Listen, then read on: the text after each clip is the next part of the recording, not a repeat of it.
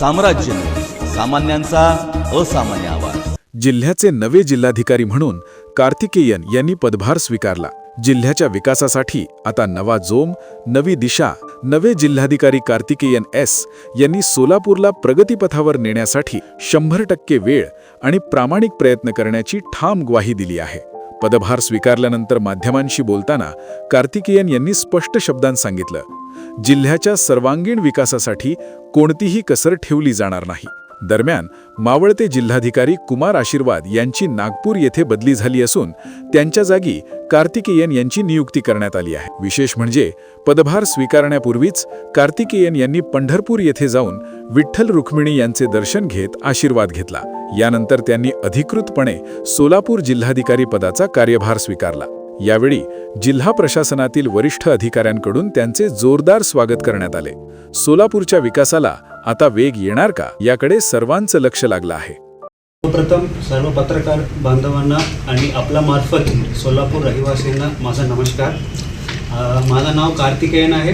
माझा मूळ जिल्हा मदुराई तामिळनाडूचा आहे। मी 2020 बॅच IAS ऑफिसर आहे आणि आज 3 एप्रिल 2026 मध्ये मी जिल्हाधिकारी सोलापूर हा पद मी स्वीकारलेली आहेत। मी सर्वप्रथम माननीय मुख्यमंत्री महोदय, उपमुख्यमंत्री महोदय, पालकमंत्री महोदय आणि सगळ्या लोकप्रतिनिधींना मी धन्यवाद बोलायचे इच्छितो, कारण माझ्यावर विश्वास ठेवला आणि इतकी ऐतिहासिक आणि इतकी चांगला जिल्ह्यामध्ये पहिला जिल्हाधिकारी पद मला दिला, माझ्यावर विश्वास ठेवला, याच्याबद्दल मी सर्वप्रथम सर्वांना मी धन्यवाद बोलतो। आणि पुढचं माझा मार्गदर्शक आमचा आशीर्वाद सर, आपल्या सर्वांचा मार्गदर्शक आशीर्वाद सर।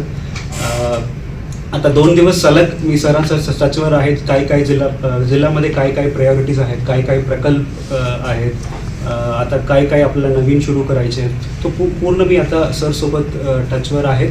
आता नक्की मला खात्री आहे की कोल्हापूरपेक्षा सोलापूरमध्ये चांगलं काम आपण करून दाखवू शकतो। आपण सगळं सहकारी आहेतच आणि नक्की आम्ही माझ्याबद्दल बोलायचं असेल तर मी अगोदर फर्स्ट यवतमाळमध्ये काम करत होतो प्रांत म्हणून, त्यानंतर POITDP किनवट नांदेडमध्ये, त्यानंतर CO स्मार्ट सिटी पुणे म्हणून मी काम करत होतो, त्यानंतर CO जिल्हा परिषद कोल्हापूर आणि कोल्हापूरच्या नंतर आता जिल्हाधिकारी सोलापूर।